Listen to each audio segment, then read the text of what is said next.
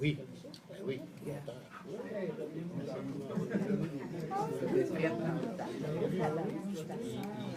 Il hésitait. Oui, tu vois, je ne sais pas si on va la replacer. Vite, là, je pense que c'était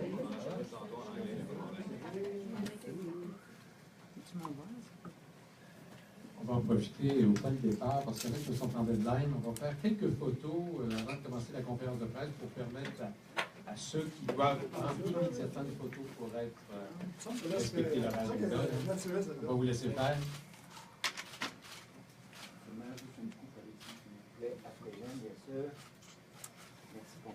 Prenez votre temps. La conférence de presse a 2 minutes d'avance. On contrôle même le temps ici.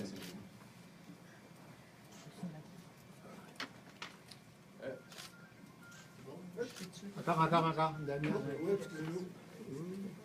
Vous voulez en faire encore? Une dernière, s'il vous plaît. Ah, oui, c'est pas mal. Il y avait plein de monde devant moi, puis je te patient.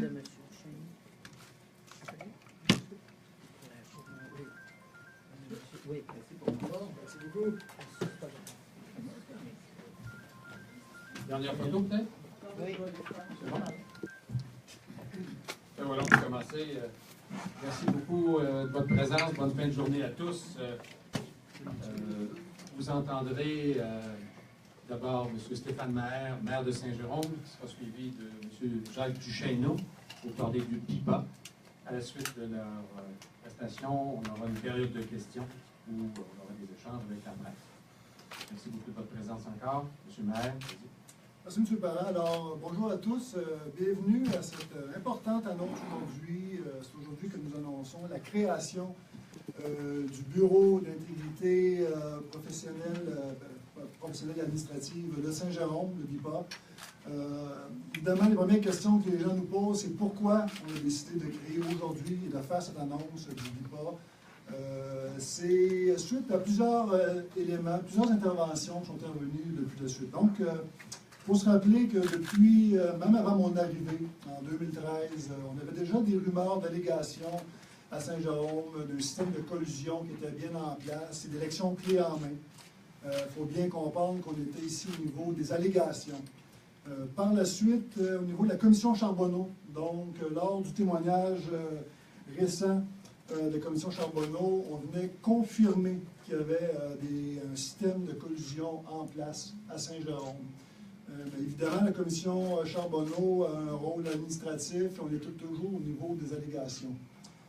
Faisant suite à ça, nous avons poursuivi notre travail de réflexion et de mise en place de plusieurs mesures de gouvernance importantes à la ville de Saint-Jérôme pour s'assurer que tout est bien en place.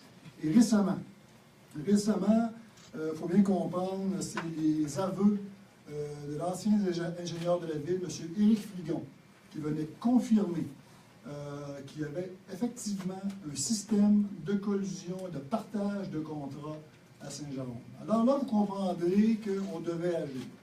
Et on devait agir rapidement parce qu'on est passé du mode d'allégation d'un système de collusion à, pour la première fois, à une condamnation. Parce que M. Frigon a été condamné par l'Ordre des ingénieurs et a avoué que durant plusieurs années, entre autres de 2002 à 2010, il y a eu partage de contrats. À partir de ce moment-là, vous comprendrez qu'on avait le devoir, comme administration, de réagir. Il y avait des attentes au niveau des citoyens. Le bureau qu'on met en place aujourd'hui, le bureau d'intégrité, c'est un geste pour le futur. C'est un bureau qui va travailler pour le passé, qui va nous permettre d'aller chercher des sommes importantes, parce qu'évidemment, la loi 26 a changé la donne. La loi 26 nous permet de reculer jusqu'à 20 ans pour des contrats qui ont été octroyés. Alors, la sommation de ces informations-là, c'est-à-dire des allégations depuis plusieurs années, une condamnation précise d'un ancien ingénieur et la loi 26 qui permet de reculer maintenant jusqu'à 20 ans dans le passé, vient justifier la création du BIPA. Le BIPA, je dis qu'il est un geste pour le futur. Le futur, évidemment, va nous permettre, parce que c'est un bureau permanent. Les mesures que l'on pose aujourd'hui, ce n'est pas une mesure temporaire. C'est un bureau permanent. Les politiciens, nous passons, le bureau, lui, va durer. Nous allons nous assurer de mettre en place un bureau qui va justement mettre mettre en place un mode de gouvernance qui va protéger le futur, qui va protéger les avoirs des citoyens.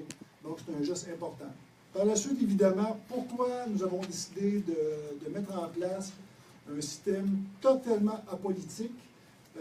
C'est justement pour s'assurer que toutes les enquêtes soient faites en bonne et due forme et puissent permettre de travailler en collaboration avec l'UPAC. Donc, le BIPA n'est pas un UPAC numéro 2. Le BIPA est un bureau qui va travailler en collaboration avec les instances présentement en place. Et cette instance-là devait être absolument apolitique. Et évidemment, nous avons eu la chance et le très grand honneur de pouvoir travailler avec M. Duchesneau, qui devient l'inspecteur général du BIPA. Et évidemment, les faits d'armes de M. Duchesneau sont exceptionnels. Je suis convaincu qu'il va lui-même pouvoir vous parler de ses faits d'armes. 30 ans à la police de Montréal, 4 ans comme directeur de la police. Il faut se rappeler qu'après 2001, les attentats de 2001, M. Duchesneau avait en charge la sécurité des 89 aéroports du Canada. Et par la suite, évidemment, travaillé avec l'unité anti-collusion. Et aujourd'hui, je suis très heureux de vous annoncer l'arrivée de M. Jacques Duchesneau à Saint-Jérôme. Alors, merci, M. Duchesneau, de nous faire confiance. Merci de faire confiance à l'administration de Saint-Jérôme. Merci de faire confiance à mon administration. Et je vous laisse la parole, M. Duchesneau. Merci, M. le maire. Vous comprendrez que la vie prend parfois des tournants qu'on n'oserait même pas imaginer. Et ça, ici, c'en est un beau aujourd'hui. Je vous dis que je suis honoré par la marque de confiance que la municipalité me donne en me nommant inspecteur général de la nouvelle unité. Je vais aussi agir comme directeur adjoint du service de police de Saint-Jérôme, de qui va relever le BIPA. Vous savez que j'ai un attachement particulier envers Saint-Jérôme. J'ai représenté cette circonscription à l'Assemblée nationale de 2012 à 2014. Je l'ai fait avec la plus grande des fiertés. Vous comprendrez aussi que j'ai pas aimé du tout qu'on évoque il y a à peu près un mois dans un article de journal qu'il y avait effectivement un système de collusion bien rodé dans le partage des contrats, puis c'est un système qui avait duré pendant 8 ans. Et les inspecteurs généraux, quand on regarde aux États-Unis, il y a 254 inspecteurs généraux. Dans 80% des cas, ces inspecteurs généraux sont nommés à la suite de scandales. Ici, ce qui est intéressant, c'est les réactions qui ont suivi l'article de journal paru il y a à peu près un mois. Je pense que Saint-Jérôme pose aujourd'hui un geste qui est très fort en créant l'unité. Une unité qui pourrait intervenir auprès des soumissionnaires, des sous-contractants, des fonctionnaires et même du personnel politique. Dans tout contrat, je pense que la franchise, l'honnêteté et l'intégrité doivent être au centre du système d'octroi de contrats publics pour que ce soit efficace. Le BIPA, selon moi, est la réponse la plus susceptible de rassurer et de rétablir le lien de confiance dans nos institutions. Et c'est pour ça que je le salue. C'est vraiment ici le vrai message d'aujourd'hui. On a évoqué que j'ai dirigé l'unité anti-collusion en 2010.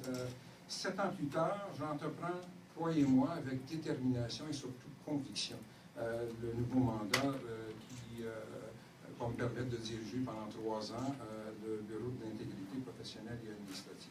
En fait, les 3 missions du BIPA vont être de regarder le passé, d'ausculter le présent, mais aussi de se projeter dans le futur. Donc, dans le passé, M. le maire l'a évoqué, récupérer les sommes qui nous ont été volées, je pense que c'est le minimum qu'on puisse faire.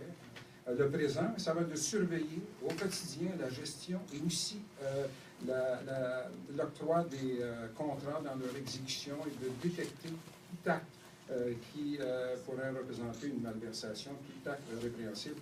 Mais aussi, c'était important dans les discussions qu'on a eues, c'est de former les employés et de sensibiliser la population aux effets du manque d'intégrité et de la corruption. Je le dis toujours, la lutte contre la corruption, c'est une course à relais et pas un marathon. Les enquêtes journalistiques de 2009 nous ont amené une situation. Il y a eu la création d'une unité anti-collusion, de l'UPAC, de la commission Charbonneau. Aujourd'hui, le geste qui est posé par la municipalité, c'est un geste très fort, en indiquant justement qu'on veut que les choses changent. Encore là, dans la lutte contre la corruption, c'est toujours le message qui vient d'en haut. On a vu des villes, Laval en étant une, qui avait le plus beau code d'éthique. Et pourtant, on a vu les conséquences. Donc, ce n'est pas juste de faire ou de dire des choses, mais il faut agir. Et c'est vraiment intéressant de voir que finalement, Saint-Jérôme est la 3e ville au Canada à avoir un inspecteur général, alors qu'il y en a 254 aux États-Unis. Le bureau va avoir des liens très étroits de collaboration avec le bureau d'inspecteur général de Montréal, avec le bureau d'intégrité de Laval, intégrité et éthique. Et je me réjouis d'avance du partage d'informations. J'ai eu dans la dernière semaine l'occasion de travailler avec l'inspecteur général de Montréal, justement pour apprendre comment il s'était pris. Et c'est une personne que je salue bien haut aujourd'hui pour les efforts qu'il a fait. Donc, je vous résumerai ça en vous disant qu'on va travailler avec les citoyens. Vous allez voir des annonces qui vont être faites dans le prochain mois ou dans les prochains mois. On va demander aux gens de nous signaler des actes malhonnêtes et très cher à mon cœur, on va aussi protéger les gens qui décident de venir de l'avant. En d'autres mots, c'est ensemble qu'on va être capable de régler le problème.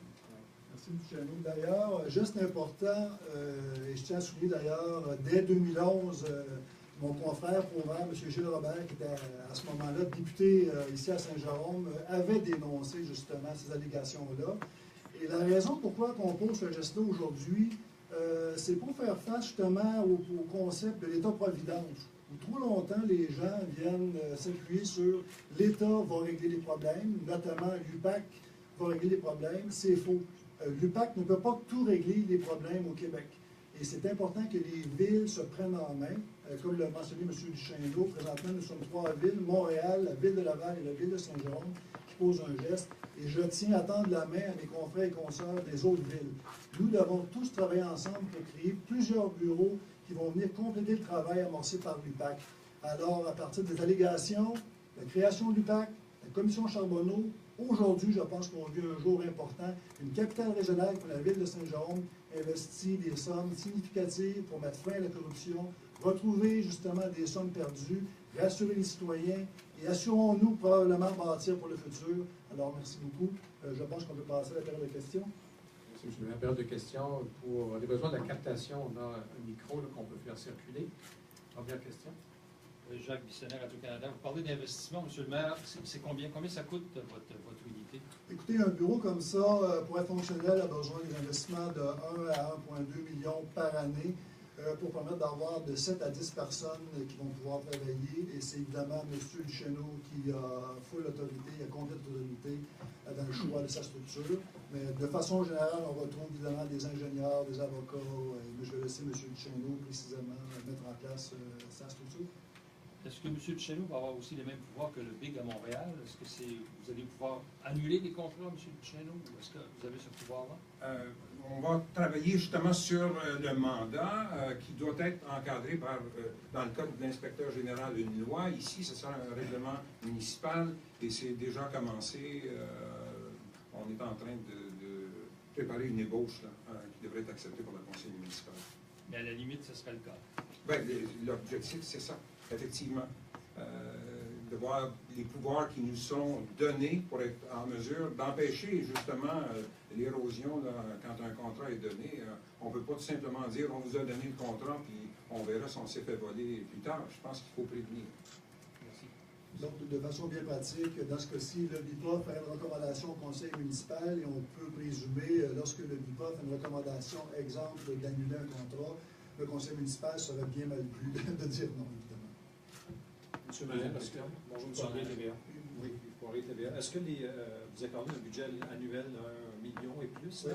Est-ce que le salaire de M. Duchesneau est rendu public au moment où on se parle? Est-ce que vous pouvez détailler ça? Non, absolument pas. On parle d'un budget d'opération d'1 million pour le bureau. Évidemment, donc, ce sont des sommes qu'on va investir annuellement pour aller récupérer de 10 à 15 millions dans un avenir rapproché. Okay. Donc, le contrat actuel qui lie la ville à M. Duchesneau n'est pas rendu public pour l'instant? Absolument. Y a-t-il une raison à ça? Ou, Des raisons de confidentialité, tout simplement. OK, merci. Prochaine question. France Poirier, Journal de France Mirabel. Justin Claude après. France Poirier du Journal de Nord et Mirabel. Quand vous parlez dans un avenir rapproché pour récupérer ces sommes-là, vous pensez à combien de temps? Écoutez, c'est une très bonne question. On pense être en mesure de pouvoir agir assez rapidement. Ce qui est important de souligner ici, c'est la totale autonomie du bureau. Donc, en tous les cas, le maire ne peut ou ne commentera pas les travaux du bureau d'intégrité. Ce que l'on sait maintenant, grâce à la loi 26, les dispositions de la loi 26, il est beaucoup plus facile d'agir rapidement.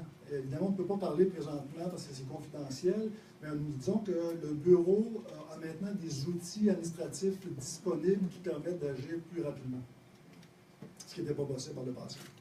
On parle en termes d'années, Ça dépend de votre définition du court terme. ça dépend de la vôtre. Je vous dirais, je ne veux pas absolument pas commenter parce qu'au moment où on se parle, l'annonce est faite et c'est le bureau d'intégrité qui gère sa propre agenda et c'est important que le politique ne soit jamais présent et ne s'implique pas dans le bureau.